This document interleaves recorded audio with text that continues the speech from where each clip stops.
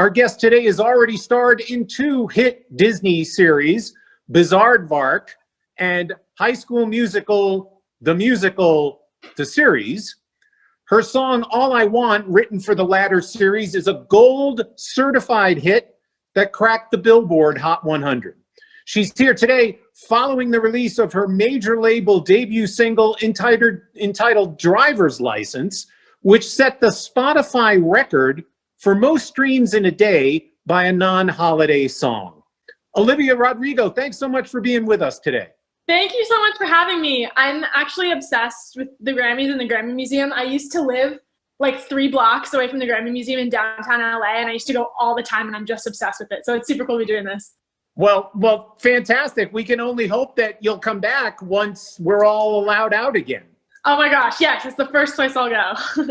So speaking of that, you know, I start all of these interviews these days talking about quarantine, but it strikes me that you've been actually quite busy. I know that you were shooting the 2nd season of High School Musical. How different was it doing that in the middle of quarantine? Yeah, it was rough. So actually, I had maybe like 6 or 7 months at home where we weren't allowed to shoot in the beginning of quarantine, and that was actually a really nice time. And I made a ton of songs. And I did a challenge where I like forced myself to write at least a verse and a chorus of a song every day. And so that was really nice, and it was a really great experience. And I'm a high schooler too, so I was doing my online school, but now I'm in Utah filming High School Musical, the series, which it's been super interesting. There's like a bunch of like COVID regulations, and we're obviously being extra safe, but it's hard to like not hug all of these people that I love so much. But yeah, it's been good. Yeah. So you mentioned this challenge that you gave yourself, and I read a little bit about this. What prompted you to do that? To say, I'm gonna write a song or a verse and a chorus every day? What was the motivation? Yeah. It was a kind of like a nice little challenge with myself, and I love songwriting, and I've done it since I was like, you know, ever since I could speak. I love like playing the piano and just making stuff up. But it before like quarantine, it was always kind of like if I have like a spark of inspiration, then I'll like write a song. I'll just vomit all of my feelings onto my like piano keyboard.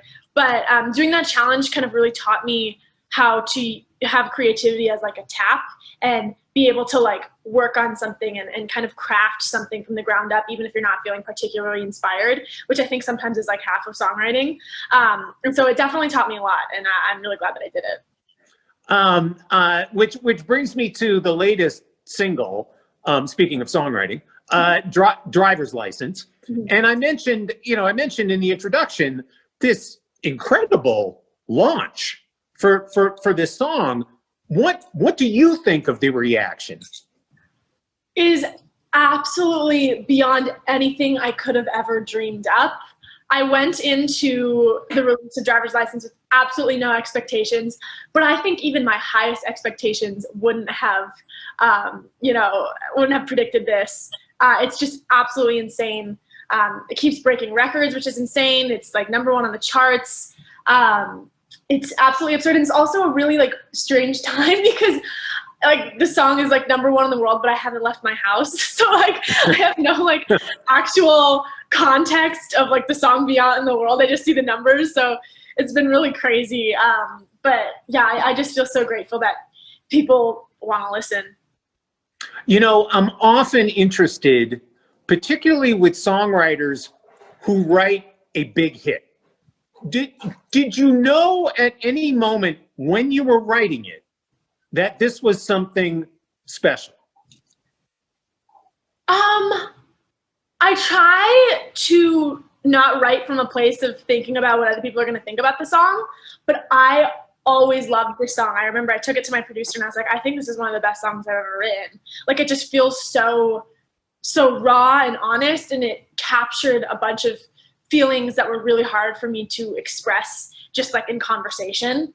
And I think that's one of the best parts about songwriting. So in that sense, yes, I always loved it myself, and I played it for my family, and my family loved it. And I played it for my best friend, who I had been like talking about this breakup with forever, and I played it for her, and she was like, wow, I finally get why you were like complaining for so long. Like, I finally get it. This song made me get it. And I was like, wow, okay, that's a good sign. That's a good sign. I'm probably onto something there.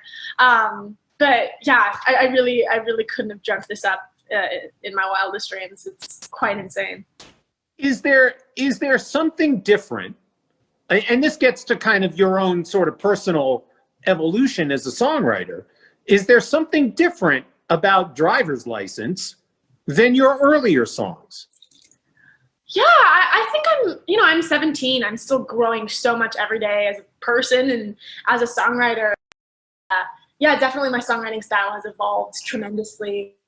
I am a very like lyrically driven person, and writing with other people has really taught me about the importance of crafting melodies and chord progressions, and that's kind of stuff that I never really thought about before. I was always just like writing poetry and then putting like music in the back of it.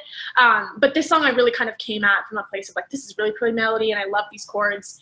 And I really love how confessional it sounds. It's like super raw and vulnerable. And I think, yeah, that's one of my favorite parts about being a songwriter, is how kind of like honestly like pathetic you can be, and it's so empowering. It's like this like dichotomy of like me being like, this is like, I'm so insecure and broken, and like people are streaming and I'm like, yeah, we're broken together. So yeah, but it's been great. Well, do you think that's why listeners have connected with the song, because you are so vulnerable? I definitely think so. I think that's sort of my favorite songwriting, is when people say stuff that, is not always talked about. That's why I love artists like Halsey and Lorde. Like, I remember listening to their records for the first time and being like, holy shit, you can say that on a record? Like, I've never felt so seen that way. And sometimes it's terrifying to do that too. I remember the night before we put out Driver's License, I was driving home from my friend's house, and I was so scared. I was so nervous that I was going to put this like piece of my heart out into the universe. And I was driving home, and my leg was shaking on the accelerator pedal. And so like, as I was driving home, I was like driving home like this, because my leg was like shaking. I couldn't drive right. So it's really terrifying, but it turned out to be worth it. So I'm really glad that I put all that stuff in there. All I can say is I'm glad I wasn't behind you on the freeway. I know that Taylor Swift is an inspiration to you, and I'm wondering, what have you learned about songwriting from listening to her? Everything. She is, I think, the greatest songwriter of our generation. I learned so much from everything that she does. She so clearly captures emotion, and she's such a storyteller, which I love. I think that's like my favorite thing about her and her music, is the way that she can paint pictures and put you in a situation and like make you feel like you're really living it with her.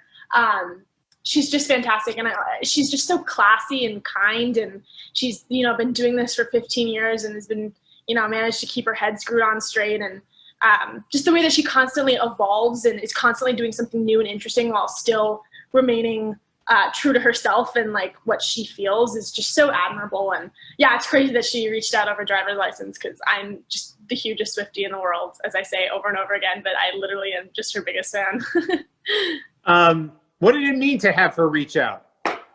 Yeah, that was crazy. I was like dead asleep, and my friend called me, and he was like, you have to check your Instagram, Olivia. And I'm like, oh my God, it's 6 a.m. Like, can we like do this in a couple hours when I'm like more awake? And he's like, no. And I checked my Instagram, and she commented, and it was just, I was just screaming my head off. I like couldn't go back to sleep. It was just so sweet of her. And I her blessing means the whole world, because I find bits of her songwriting, and then literally every single one of my songs I draw inspiration from her. So for her to say that was really, really special. Speaking of songwriting, most writers, actually writers of any kind, whether it's songwriting or fiction or newspaper journalists, whatever it might be, they'll tell you that the scariest thing of all is a blank page. So I'm wondering, for you, how does a song start? Yeah, I love lyrics, and I think if I don't start out with a concept or like a couple lyrics that I love, I don't end up usually loving the song. So, you know, sometimes I'll just be like doing my thing, or maybe listening to music and like something sparks an idea and I'll like write a couple lyrics down on my phone. And that's usually how songs start for me. That's how Driver's License started. It started with a couple of lyrics. So the sidebar and somewhat of a non sequitur, but you mentioned it earlier, that you're still in high school and you're doing some remote learning or whatever. And this is something that you've been doing because you've been a working actor since you were very young. So remote learning is not necessarily foreign to you, but it is to a lot of kids who are now having to do that. And I'm wondering, what advice would you have for a teenager watching this who maybe isn't so familiar with remote learning? Gosh, all of the advice that I can give is advice that I don't take. But I think the biggest thing is like to just try to chip away at it every day and not let it like just build up. Because like if you do like one thing every day, it's better than doing like 7 things on like Sunday night, you know what I mean? But then again, I definitely do not take that advice and procrastinate all the time. So I don't know, you're on your own. Yeah. There's nothing like deadline pressure to get results. The thing with online learning sometimes is there's no deadline. So like you're just it's just a free for all and nobody's holding you accountable and you got to hold yourself accountable and you're like, oh, like I can do other things. So yeah, it's definitely hard, but it is what it is. And in today's world, obviously it's a necessity. So turning to High School Musical just for a minute. So you were I think somewhere along the way, you were asked to write a song for the show. Mm-hmm. And it strikes me that writing a song on your own, from your own sort of sense of inspiration, that's one thing. It's another thing entirely to write a song to fit someone else's creative vision. Mm-hmm. And how did you arrive? Well, tell me about that process first, and how did you arrive at All I Want? Yeah. So All I Want came out about a year ago, and that was really surreal. It was kind of my first songwriting experience, and not my first songwriting experience, but it was like the first song that I had ever written by myself that was, you know, out in the universe. And so that was really crazy. But it came about, my producer, my showrunner came up to me, and I guess they were trying to figure out a song that they could put in a specific episode. And one of the executives at Disney was like, we want it to sound like this song. And then they referenced a song that I had written and posted on my Instagram. And so my showrunner was like, well, why would we like get like a bunch of like dudes in a studio to write a song that we want to sound like an Olivia Rodrigo song? And so we're like, why don't we just skip the middleman and have Olivia write it? And so he came up to me and asked me, and of course I was like over the moon elated. And it's really insane because I was a 16-year-old with absolutely no writer's credits, and they wanted me to write a song for this like major show that was really special to me. And so that was really surreal, and it was kind of a lot of pressure at first, but it was actually a wonderful exercise as a songwriter and also as an actor, because I had been playing this character for so long and I kind of knew all of the ins and outs of her psyche and what she was going through. And so I got to write it from her point of view. And coincidentally, I mean, she's, you know, she was a 16-year-old girl. I was a 16-year-old girl. We were kind of going through some similar issues. So I really tried to intertwine like bits of my personal life into it and kind of make it feel honest and not like it was, you know, written at a step back, like away from like this character. So that's how I did it. And I wrote it in a couple days, and I actually played it for my for my showrunner, and I was like, oh, is it good? Do you guys like it? And he's like, it's perfect. And it turned out to be like the highest streaming song of the series, and it went gold, like you said. I think it's actually charting again, which is crazy because it came out a year ago, but it was a truly surreal experience. And I'm just, you know, so grateful to have that exercise as both a songwriter and an actor. You know, in terms of kind of your musical direction, the sound of your music, you know, obviously you're still, you know, very early in your career. Has it been a challenge to kind of figure out, well, what is my sound? Oh my gosh, totally. And I still like don't totally know, and I don't think that I'll ever be like, this is it, this is amazing, I'm completely satisfied with this, I'm gonna do this for the rest of my career. And I think that's what's awesome about being an artist, is like you can just constantly evolve, and like whatever you're feeling this one month can be your sound for that month, and then you just constantly get better and change and grow. So I'm really excited to kind of figure it out more, and also when I figure it out again, you know, change it again, and then over and over and over again. And I think yeah, it's a cool part about being an artist. Yeah. You mentioned, you know, obviously you mentioned earlier, we talked about Taylor Swift. You mentioned Halsey and Lorde as being kind of inspirational and influential to you. You've talked about others, Gracie Abrams, Phoebe Bridgers. What ties all of those artists together for you? Yeah, their point of view, and the stories that they tell, and the way that they honestly tell them. Honesty is the biggest thing in songwriting for me. If I can tell that like somebody is writing a song in order for it to like be a hit, like it's like you can kind of like tell that people are writing from that place and not from like a really vulnerable, open-hearted place. And all of those artists for me are so good at being true to what they're feeling and saying it without worry of what other people are going to think. So yeah, I think those are why they're my favorite artists. Yeah. Yeah.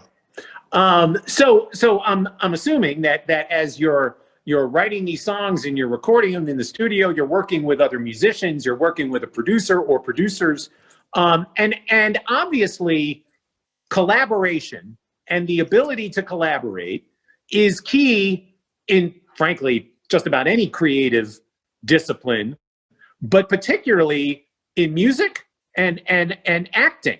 So I'm kind of wondering, compare, contrast collaboration when you're acting versus collaborating when you're making music.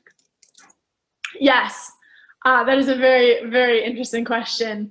One of my favorite things about being an actor and being on a set is the collaboration. It's a really awesome environment where everyone is just so good at what they do, and everyone's working so hard, and it comes together to make this awesome project that everyone worked so hard to make.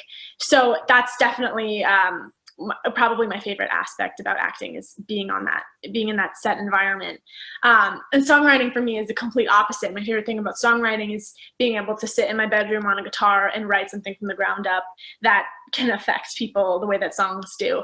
And actually collaborating with songwriting has been something that I've kind of been having to learn more about lately. I had always been just writing songs in my room. And so when last year, I guess, when I got into the studio for the first time and started writing with producers and other songwriters, it was kind of this learning curve because I was so used to like just doing it by myself. But it's been amazing, and I've worked with some really amazing people and grown a lot from that sort of collaboration. But yeah, definitely the collaboration levels are very different, and I like how music you can be so truly yourself, and you don't have to ask for permission for anything. It's one of my favorite bits about songwriting. Well, you know, I'm interested in the co-writing thing because, you know, some artists take to co-writing, you know, no problem. Mm-hmm. Others, I mean, admittedly, you walk into a room with a bunch of people or a person or whatever whom you really don't know. Yeah. And within 10 minutes, you're spilling all of your deepest, darkest secrets. Did that take a minute to get used to? Oh yeah, it's like super daunting. And I'm usually a very open person, honestly, to a fault. Sometimes I'm a little bit of an overshare, which hopefully contributes to good songwriting. But yeah, it's really hard to be vulnerable in a group of people that you've never, you know, really met before. And I think that was kind of the struggle early on with writing with other people, is I was like, this song is great, but it doesn't feel like me. Like I feel like a ton of other people could sing it and I would believe them. You know what I mean? I want it to come from a real place of truth for me personally. And so, yeah, but I think it's just, you know, finding the right people and finding people who you can trust and kind of building that relationship with them. And that's been really lovely. My main collaborator is Dan Nigro. He's a brilliant songwriter and produces all of my stuff as well. And having that kind of rapport with him where I feel really comfortable sharing with him my ideas has been really wonderful. And he's also like, my favorite thing about him is if I play a song for him and he doesn't like it, he'll be like, it's bad, write a better one. And I'm like, I love that. I love that energy. Thank you for being honest with me, because that's like the only way that, that's kind of the only way that I can like make good songs, is if someone's honest with me, because I don't know. Yeah. But yeah, it's been a journey learning how to work with other people. You've also been, and switching gears a little bit, you've been active on Instagram with, about your views about issues that face society. Why is it important for you, and especially for young people in general, even those who may not be old enough to vote, to get involved in social activism? Yeah, definitely. That's definitely something that I've thought about for a long time. I'm 17. I'm not of voting age, but you can definitely make your voice heard in so many ways. And especially in my situation, where I have this a sort of big platform, I feel like it's important to sort of use that to stand up for what you believe in. And I think our generation is just so incredible in that way, that we're just really like dauntlessly resisting what we don't like and speaking out for positive change. And I feel really honored to be sort of a part of this group of kids really standing up for what they believe in. Yeah. And one of the things, kind of as an extension of that, you've been kind of straight up in facing the challenge of being a young woman in today's society, the challenges that face young women with respect to digital media. Why do those issues resonate for you? Yeah, I think that's something we all go through, especially like a year ago, being like a 16-year-old girl. And I'm kind of in a unique situation, but everyone is kind of on social media and comparing themselves to people all the time. And it's this sort of like weird thing that messes with your head, and it messes with your perception of what like real life is.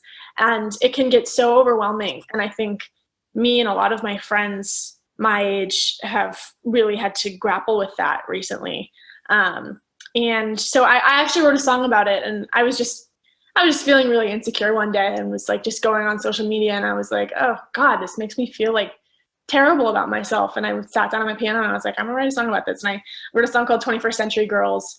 And it was just about how I felt like I was never gonna be good enough as the girls that I saw online. And it was really like self-deprecating and really, really brutally honest. And I was like, I'm insecure and I feel like I'm not good enough. And I posted on Instagram because I love irony, and write a song about how much you hate Instagram and post it on Instagram. But so many people really loved it and said that it made them feel really seen in a way that they, hadn't felt seen before. So yeah, that was really cool. And I think that's, again, to the testament of just like how honest songwriting can affect people in a way that, is really special. You've also been, and correct me if I'm wrong about this, you've been a speaker and a panelist for the Gina Davis Institute. First of all, tell me about that. What does the Institute do, and what was your participation? Right. So that Institute is all about, like, their tagline is, if she can see it, she can be it. So it's all about putting diverse representation onto TV screens and in the media, which I think is so important. As a little girl, to like see people that look like you on TV is just so important. So yeah, we talked a little bit about that, and just representation in the media, which I feel like is a really crucial thing in today's society. So yeah, I was really honored to be part of that. So we're running down on time. I have one more question for you. We talked earlier, All I Want, Billboard Hot 100, driver's license now, top of the chart. What does that kind of recognition mean to you?